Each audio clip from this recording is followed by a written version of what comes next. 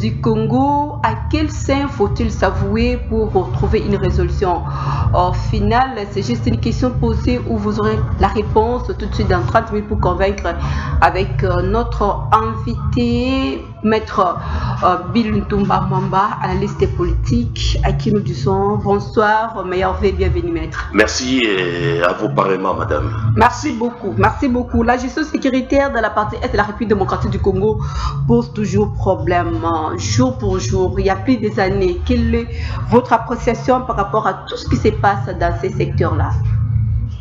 Merci beaucoup Madame pour cette question combien pertinente.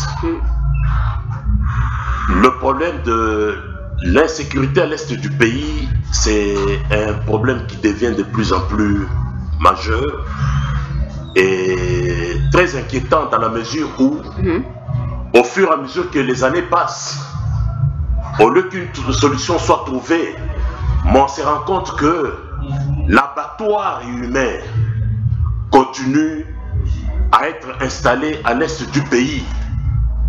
À la base, l'égoïsme, la trahison de peuple congolais envers leurs propres frères et les multinationales qui veulent à tout prix ne pas utiliser la voie légale pour exploiter nos richesses, ils préfèrent passer par la gueule. Là, vous donnez carrément raison à Paul Kagame qui dit que les problèmes de la République démocratique du Congo, ce n'est pas le Rwanda, c'est le gouvernement congolais. Je ne donne pas raison au président Paul Kagame parce que lui-même est un tremplin où c'est la porte par laquelle les multinationales passent pour exploiter illégalement nos richesses sous couvert plusieurs formes ou plateformes négatives qui nous font la guerre. Paul Kagame est derrière le M23. Paul Kagame, le président Paul Kagame, le président du Rwanda, est derrière plusieurs forces négatives qui font la terreur à l'est du pays. Donc, il ne va pas se soustraire de ce qui est dit que c'est le Rwanda qui est derrière le M23 et c'est le Rwanda qui agresse la République démocratique du Congo. Et ce qui choque, plus grave encore, même la communauté internationale qui semble condamner le Rwanda n'arrive pas à des sanctions qui peuvent, n'est-ce pas, interpeller le Rwanda. Il n'y a pas que le Rwanda, il y a aussi d'autres pays frontaliers à la RDC qui se cachent toujours derrière le M23 qui, tel mouvement insurrectionnel, pour pouvoir exploiter illégalement nos richesses. Ce qui n'est pas correct. Alors, à ceci, je voudrais ici que le peuple soit uni et que le peuple soit interpellé. Parce que les gens ne font que mourir du jour au jour. Madame, je vous donne un exemple. En Ukraine, il y a la guerre. Mais vous savez déjà, avec 2-3 morts, 3 décès, ça pose problème. Mais ici, chez nous, nous sommes toujours au-delà. Plusieurs commencent par 2. Plusieurs commencent par 2. Alors, si dans notre pays, chaque jour, vous avez toujours une information de 50, 100 morts à cause des affres de la guerre, ce n'est pas correct. Ça doit nous interpeller. Nous, comme gouvernants, et comme gouvernés, et même nos gouvernants, pour trouver une solution idoine à cette guerre. Merci beaucoup, Maître Bill Ntumba. Quel bilan faut-il adresser après le départ du pape François, République démocratique du Congo? Bon, madame, parler de bilan, c'est trop fort. Parce qu'en réalité, le pape est venu en République démocratique du Congo à double casquette. D'une part, il est chef de l'État. D'autre part, il est le responsable numéro 1 de l'Église catholique dans le monde entier. Alors, sa présence en RDC, nous allons sous-entendre d'un côté les bonnes relations diplomatiques entre l'État congolais et l'État du Vatican. D'autre part, le pape devait être au pays pour essayer de parler aussi avec les cardinaux, les évêques, échanger un peu avec eux sur ce qui se passe, n'est-ce pas, dans le pays, notamment le problème de guerre, qui ne font que empirer la situation à l'est du pays. Ils devaient quand même être là et faire les échanges et en même temps mûrir et approfondir les relations bilatérales entre la République démocratique du Congo et le Vatican.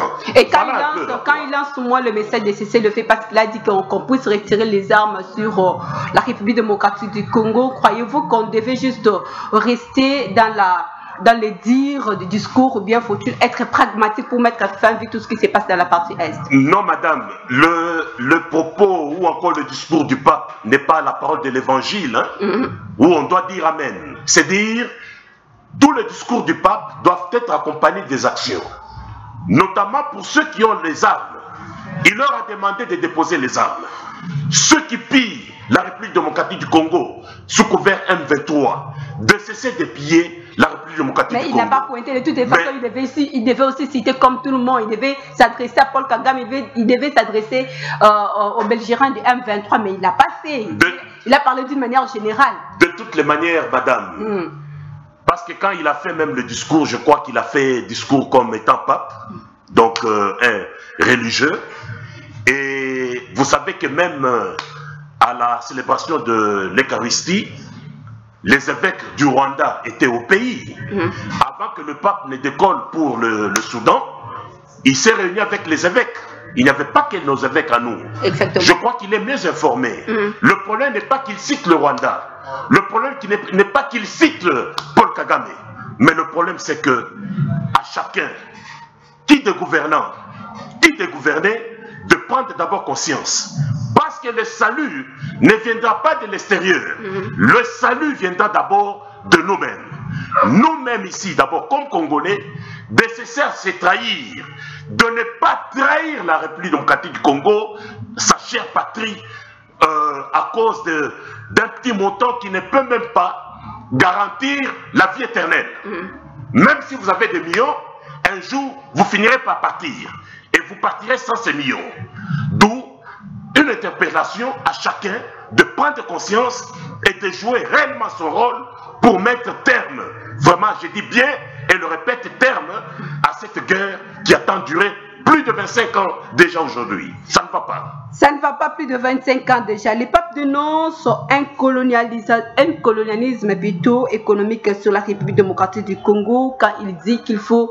la République démocratique du Congo n'est pas juste une mine à exploiter. Quels sont les mécanismes efficaces pour y parvenir afin de mettre fin dans tout ce qui se passe dans la partie Est? Madame, la réponse à cette question, c'est d'abord le changement de mentalité. Pourquoi je dis ceci? Parce qu'à chaque fois que le Congo a un problème, on a toujours tendance à recourir vers l'extérieur. On va en Belgique, on va aux États-Unis, on va en Allemagne, on va à ceci, mais si nous pouvons d'abord de nous-mêmes cogiter des efforts pour avoir une politique assise, pour asseoir notre économie, notamment produire et vendre nos produits à l'extérieur, tout est possible. Mais pour arriver à ça, il faudrait d'abord qu'on commence par le nettoyage systématique de nos mentalités. Savoir qu'un Congolais est capable de faire quelque chose de mieux et l'extérieur peut consommer ce que fabrique un Congolais. Il faut du sérieux dans tout ce que nous faisons, madame. Je dis bien, il faudra du sérieux dans tout ce que nous faisons. Évitons la main tendue.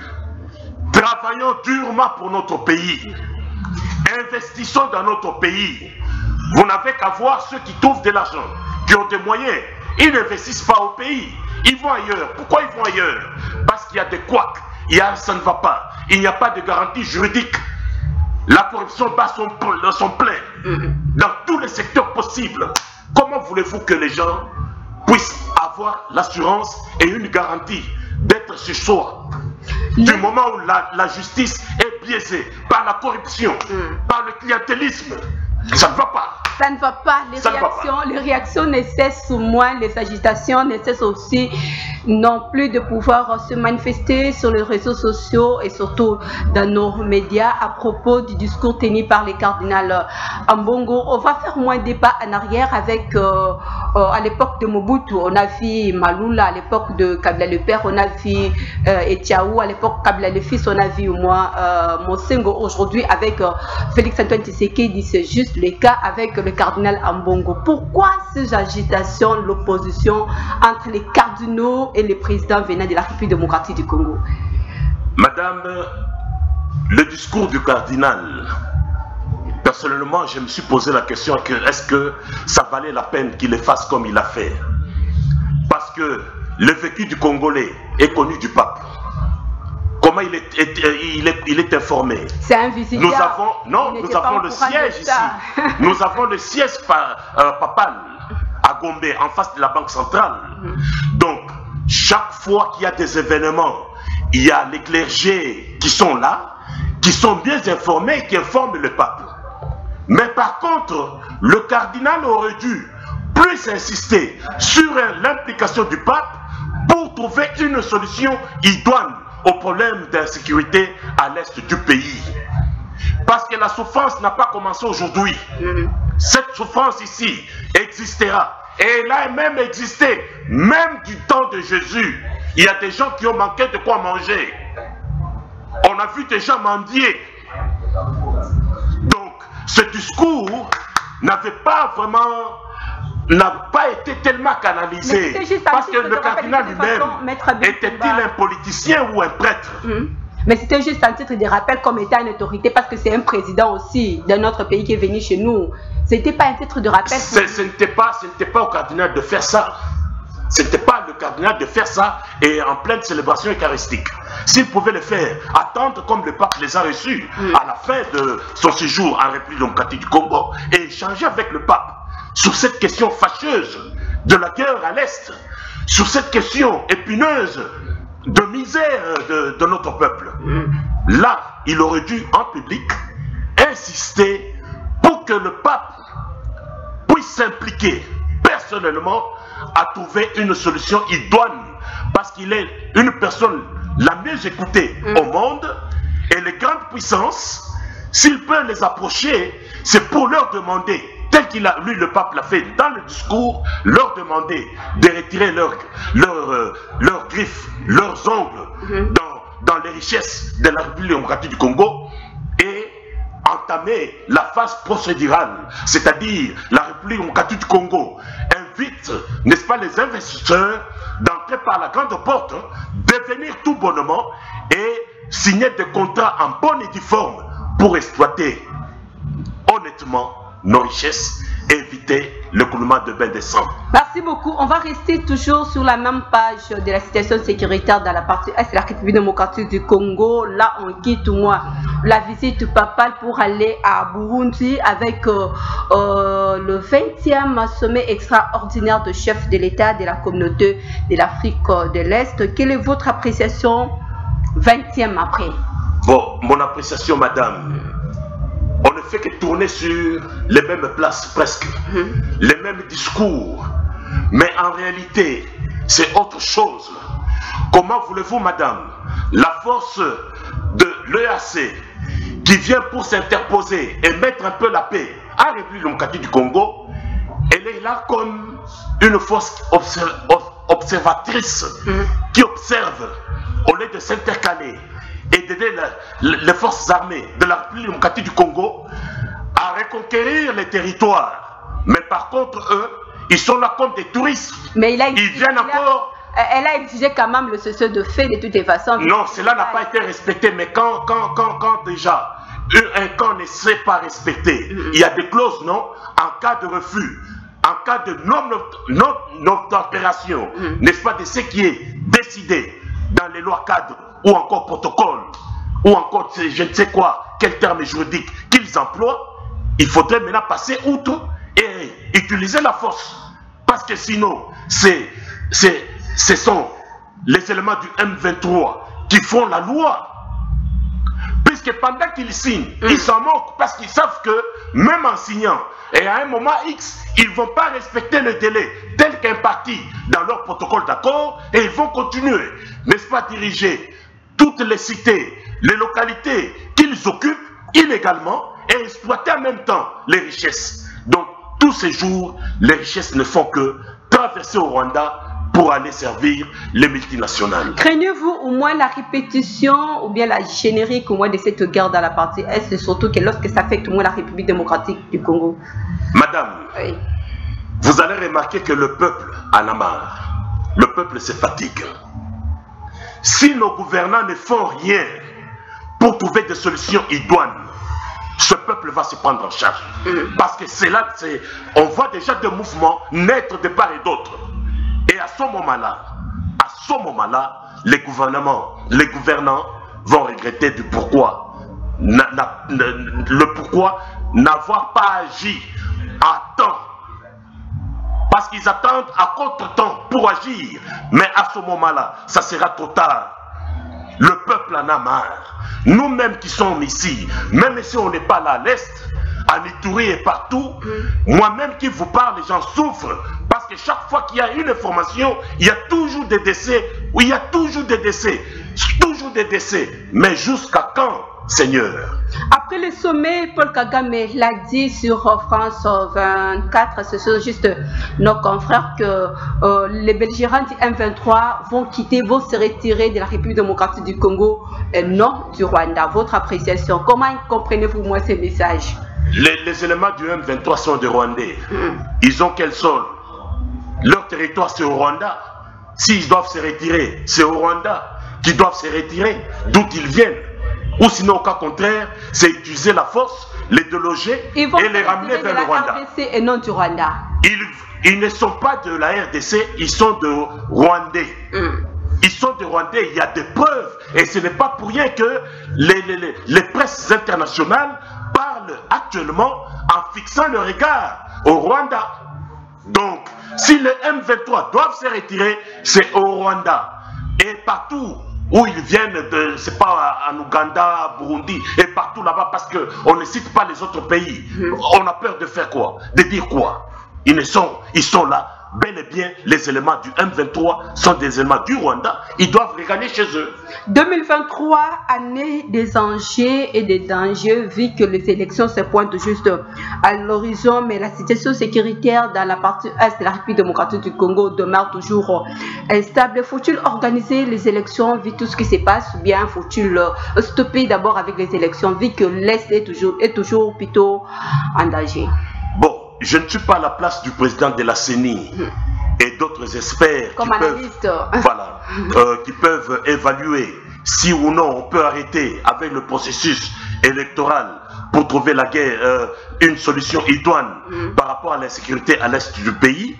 Je crois que à un moment, il faudra un peu s'asseoir parce que on ne doit pas quand même, d'un côté on organise les élections et de l'autre côté il y a des gens qui ne font que mourir. Mais si le gouvernement peut prendre quand même une position de manière à rendre la paix de manière générale, donc je parle dans l'intégrité territoriale pour que nos frères et sœurs de l'Est puissent aussi se faire enrôler pour les élections d'ici décembre 2023, ce serait une bonne chose. Mais si nous devons aller aux élections, le M23 ne fait que conquérir et reconquérir les territoires de la République démocratique du Congo, et on risque même de prendre certaines provinces de l'Est du pays, ce n'est pas correct. Ça, on ne laissera pas passer. Et faut-il organiser juste un dialogue ou bien faut-il recourir aux tables rondes pour faire la réconciliation comme ça a été aussi le souhait de Madame, on en a fait. On en a fait des dialogues. Amani Kwetu, Amani, Kimia 1, Kimia 2, ceci, cela, on en a fait. On sent qu'il n'y a toujours pas de bonne foi, n'est-ce pas, de la part des belligérants. Je crois qu'ici, avec la levée des mesures de l'embargo, il faudrait outiller notre armée. Il faudrait outiller notre armée. Il n'y a pas que les armes. Les outiller, aussi prendre, n'est-ce pas, en charge en termes de rémunération.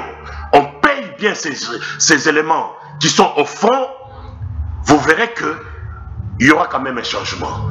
Mais tant que ceux qui sont au front se lamentent, tantôt ils ont faim, ils ne sont pas pris en charge, même ceux qui sont blessés par balle, 2 fois sont négligés. Madame, moi-même qui vous parle, j'en ai reçu 3 ici à Kinshasa. Apparemment, c'est un problème interne, alors ça n'a rien à voir avec, le Rwanda, ainsi de suite. Oui, madame, on ne peut pas tout connaître ce qui se passe au front. Dire que c'est une responsabilité seulement. Oui, nos militaires qui sont blessés au front doivent obligatoirement être pris en charge par notre gouvernement. C'est tout à fait normal. Bon, les traités internationaux parlent même s'il y a des rebelles qui sont blessés et que le gouvernement ou la Croix-Rouge tombe sur un des rebelles, il faut l'assister. Il faut l'assister. Donc, prendre soin de lui jusqu'à ce qu'il guérisse. Donc, on n'est pas là-bas. Nous, on est d'abord le problème de notre territoire. C'est que le M23 quitte le territoire congolais, rentre chez eux au Rwanda. S'ils ne sont pas venus du Rwanda, qu'ils rentrent au Burundi. Si pas au Burundi, qu'ils rentrent à l'Ouganda. Si pas l'Ouganda, qu'ils rentrent dans leur pays d'origine. Qu'ils nous laissent nous tranquilles, nous puissions organiser notre pays et voir comment décoller parce qu'on en a marre. Vous avez juste évoqué un problème de traité, des accords signés, ainsi de suite. On va faire quand même un retour parce qu'on était des Kenya, Luanda, Burundi. Là, on nous ramène encore à Luanda. Ne voyez-vous pas que c'est juste un jeu de cache-cache et nous tournons qu'à rendre? Moi, oui, j'ai eu à le dire dès le départ. Donc, on nous distrait. On distrait le président de la République démocratique du Congo des accords qui ne sont jamais appliqués. Qu'est-ce que vous voulez? Bon, bien sûr, le président de la République peut montrer sa bonne foi, parce qu'il est de bonne foi, pour dialoguer, pour échanger. Ça, c'est le plan diplomatique. Il ne peut pas se résilier. Il se sent prêt. Mais que de l'autre côté aussi, qu'on s'y mette quand même. Parce qu'il ne faudrait pas que dans cette histoire, qu'on fasse plus d'hypocrisie et on prend le temps que ça peut prendre pendant que le peuple est en train de se mourir à l'est du pays. Ce n'est pas correct. Nous sommes arrivés à la fin de cette émission. Un message fort pour la population qui vit dans la partie est de la République démocratique du Congo. Premièrement, madame, avant d'atteindre la population, j'en appelle aux chefs coutumiers de l'Est de la République démocratique du Congo. Ils sont chefs coutumiers lorsqu'il y a la paix, lorsqu'ils savent sauvegarder le territoire national. Comment voulez-vous, madame? Nous avons des chefs coutumiers qui ont des pouvoirs ancestraux. Je vous donne un exemple. Le RCD veut prendre Mbujimaï, le Kasaï oriental. Les chefs coutumiers se sont réunis. Ils ont évoqué leur pouvoir. Et finalement, il y a trop d'abeilles qui sont sorties de part et d'autre pour barricader la route. Et ces abeilles ont barricadé la route aux forces de RCD à son temps de pénétrer en Mbujimaï. Ces forces se sont fatiguées et découragées, ont rebroussé chemin. Pourquoi ne pas faire de même à l'est du pays? Donc ici, j'interpelle les chefs coutumiers de faire réellement leur rôle. Qu'ils ne soient pas des chefs coutumiers qui font le commerce, mais qui doivent jouer réellement, pleinement leur rôle en tant que chefs coutumiers. À la population, l'espoir fait vivre. Tôt ou tard, comme certains le disent, ce pays, nous n'allons jamais céder, même pas quelques centimètres de terre au Rwanda ou encore aux multinationales qui font tout pour balkaniser ce pays. Ce pays ne sera jamais balkanisé. Ça, je le dis. Ouais, merci beaucoup. Nous sommes arrivés au moins à la fin de cette émission. Nous vous disons merci, Maître Bintoumba, d'avoir accepté notre invitation. C'est moi qui vous remercie, madame. Merci beaucoup. Nous vous disons merci de nous avoir suivis. Suivez la rédition de cette émission le dimanche à 19h30. Bonne suite de programme sur nos antennes. Au revoir. Marathon, hein? Mais